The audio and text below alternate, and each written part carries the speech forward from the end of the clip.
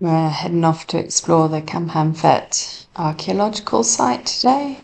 It's a UNESCO World Heritage site.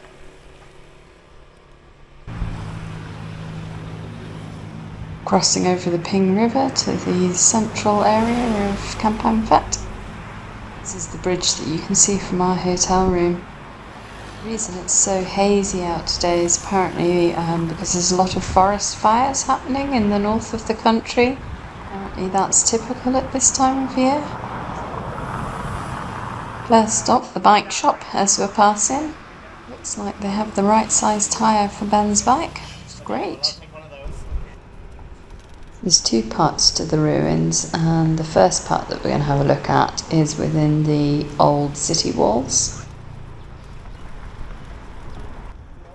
These are the city walls and the moat.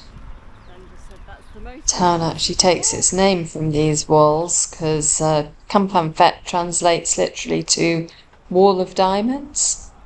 It's originally a garrison town to protect people from invading Burmese armies.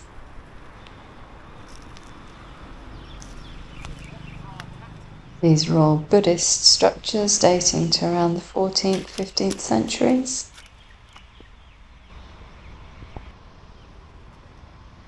You get quite a good view across the whole area from up here. This is by far the smaller of the two sites. I like the elephants on this one. This one was a royal temple used for important city events.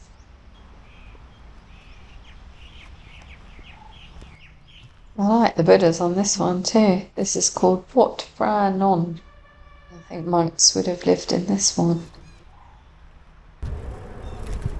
We've come to the second part of this site now, which is, as you can see, in this forest.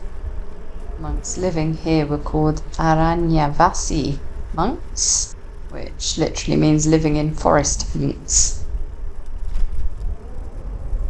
Around 40 buildings here scattered over quite a large area.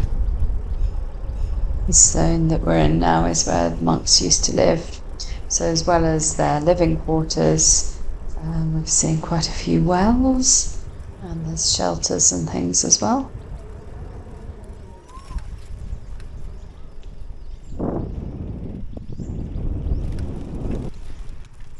This zone was given over to the worship of Buddha. Quite a few large temples in this area, like this one here. This one's got elephants adorning the base as well. Apparently there are 68 of them in total. This temple is called Wat Chang Rop.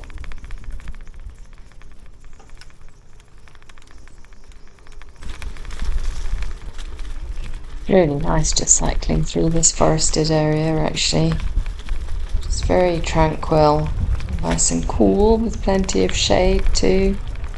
I've just been listening to the birds. There's lots of them chirping away this morning.